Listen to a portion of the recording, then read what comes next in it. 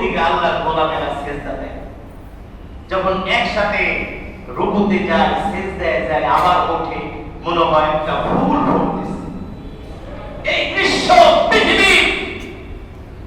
পৃথিবীর কোন ইঞ্জিনিয়ার, পৃথিবীর কোন বিজ্ঞানী এত সুন্দর করে একটা ফুল বানাতে পারবে না।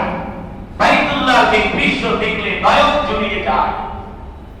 মানুষগুলো 2-3 কিলোমিটার পর্যন্ত একসাথে রুকু দেয়, সিজদায় যায়। দৃশ্য কতটা চমৎকার, কতটা সুন্দর। এই দৃশ্য দেখে অনেক অমুসলিমরা তারা রিসার্চ করে, গবেষণা করে তারা কালেমা পড়ে মুসলমান হয়। অথচ আমরা কপাল পড়া মুসলমানরা বাইতুল্লাহ যাই।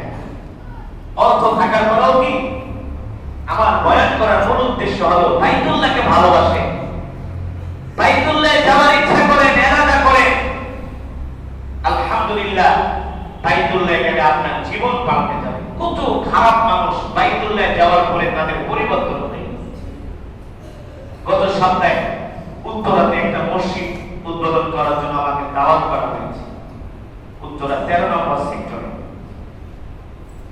পাঁচ ছিল সোমবার, পুলিশের একজন এসপি প্রোগ্রামের শেষে খাওয়া দাওয়ার আয়োজন। এসপি খাচ্ছেন, আমি বলি ভাইজান খান।